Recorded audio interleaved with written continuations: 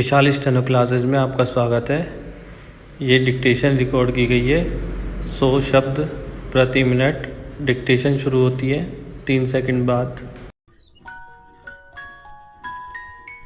मानव अधिकार वे मूलभूत अधिकार हैं जिनका उपभोग करने के लिए प्रत्येक नागरिक अधिकृत है। स्टॉप जीवन का अधिकार, शिक्षा का अधिकार, जीविकोपार्जन का अधिकार, वैचारिक स्वतंत्रता का अधिकार, समानता का अधिकार, धार्मिक स्वतंत्रता का अधिकार जैसे मूलभूत अधिकार मानवाधिकार के ही अंतर्गत आते हैं। स्टॉप विश्व के अधिकांश देशों में ये अधिकार संविधान द्वारा नागरिकों को प्रदत्त किए गए हैं। स्टॉप भारत में भी संविधान के भाग 3 के अनुच्छेद 14 से लेकर 35 के द्वारा नागरिकों को विभिन्न प्रकार के अधिकार दिए गए हैं। स्टॉप एमनेस्टी इंटरनेशनल मानवाधिकारों की रक्षा को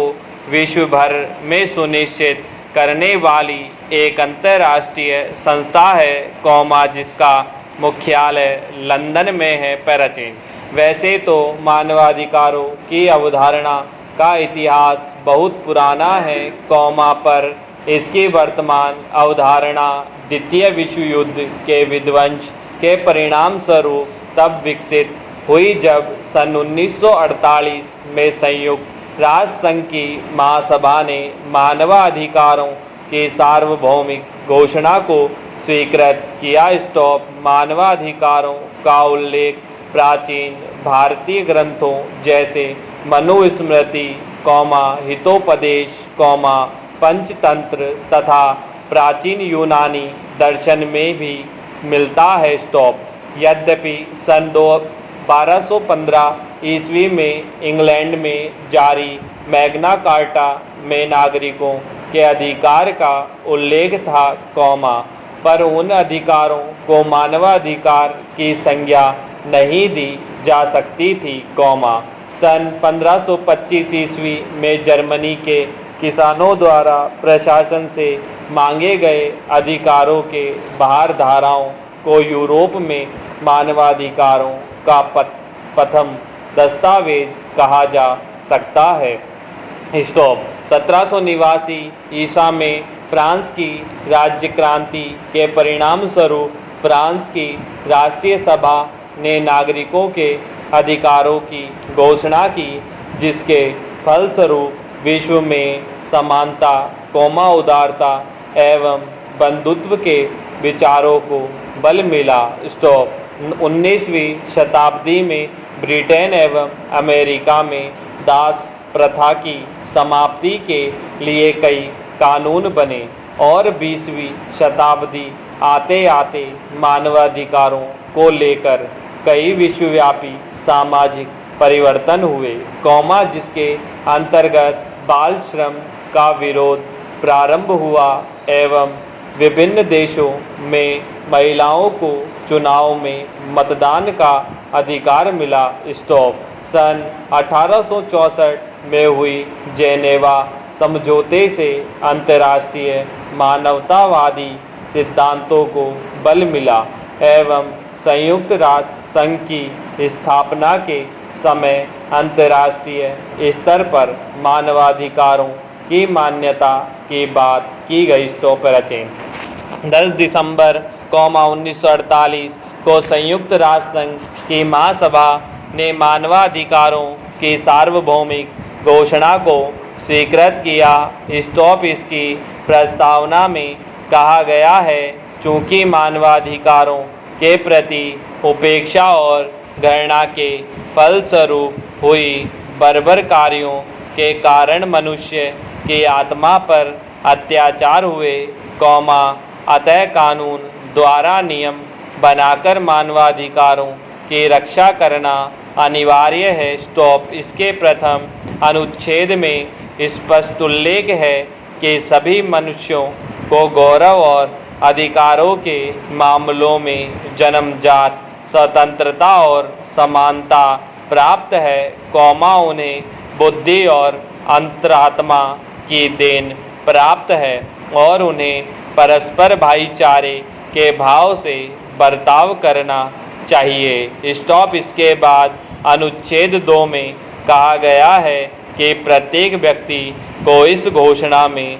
सन्निहित सभी अधिकारों और आज़ादियों को प्राप्त करने का हक है और इस मामले में जाति, वर्ण, लिंग, भाषा, धर्म, राजनीति या अन्य विचार प्रणाली, किसी देश या समाज विशेष में जन्म, संपत्ति या किसी प्रकार के अन्य मर्यादा आदि के कारण भेदभाव नहीं किया जाएगा। स्टॉप। इसके अतिरिक्त, चाहे कोई देश या प्रदेश स्वतंत्र हो, संरक्षित हो या स्वशासित रहित हो अथवा परिमित प्रभुसत्ता वाला हो, उस देश या प्रदेश की राजनीति, क्षेत्रीय या अंतर्राष्ट्रीय स्थिति के आधार पर वहाँ के निवासियों के प्रति कोई भेदभाव नहीं किया जाएगा। स्टॉप।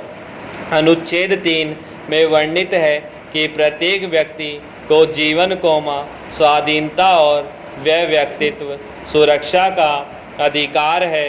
स्टॉप। अनुच्छेद 4 के अनुसार कोई भी गुलामी या दासता की हालत में नहीं रखा जाएगा।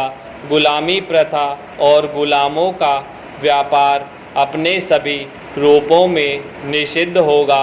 अनुच्छेद 5 में कहा गया है कि किसी को न तो शारीरिक यातना दी जाएगी और न ही किसी के प्रति निर्दय, अमानुषिक या अपमानजनक व्यवहार अपनाया जाएगा।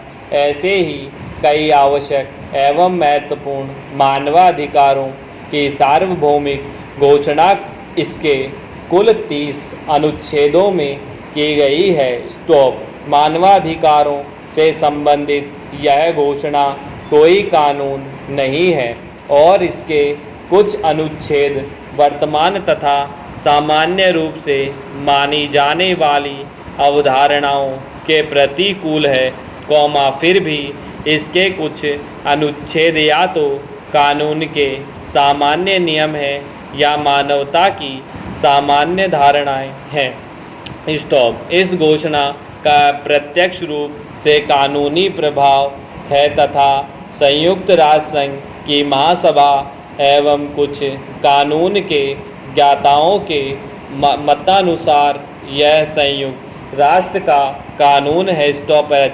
भारत में राष्ट्रीय मानवाधिकार आयोग का गठन 23 सितंबर 1993 में किया गया है। स्टॉप। इस समय न्यायमूर्ति J.K. बालकृष्ण इसके अध्यक्ष हैं। स्टॉप। यह आयोग किसी पीड़ित व्यक्ति या उसकी ओर से किसी अन्य व्यक्ति द्वारा मानवाधिकारों के अतिक्रमण या किसी लोक सेवक द्वारा इस प्रकार के उल्लंघन की अनदेखी करने के संबंध में प्रस्तुत याचिका की जांच करता है। स्टॉप। यह न्यायालय में मानवाधिकार से संबंधित मामलों में दखल, कैदियों की दशा का अध्ययन और उचित संतुष्टि, मानवाधिकार से जुड़ी अंतर्राष्ट्रीय संधियों या अन्य प्रपत्रों का अध्ययन तथा प्रकाशन, संचार माध्यमों, सेमिनार या अन्य साधनों द्वारा समाज के विभिन्न वर्गों में मानवाधिकारों की शिक्षा का प्रसार करता है। स्टॉप। यह आयोग अभियोग या जांच के लिए आवश्यक सूचनाएं व दस्तावेज प्राप्त करने के लिए किसी संस्थान का दौरा कर सकता है या किसी संस्थान में प्रवेश कर सकता है। स्टॉप। किसी शिकायत की जांच पूरी होने के बाद आयोग उचित कार्रवाई या अन्य किसी उचित कार्रवाई की संतुष्टि कर सकता है। स्टॉप। राष्ट्रीय मानवाधिकार आयोग के अतिरिक्त भारत के 28 में से 18 प्रांतों में मानवाधिकारों से संबंधित मामलों की सुनवाई के लिए राज्य मानवाधिकार आयोग का भी गठन किया गया है। स्टॉप।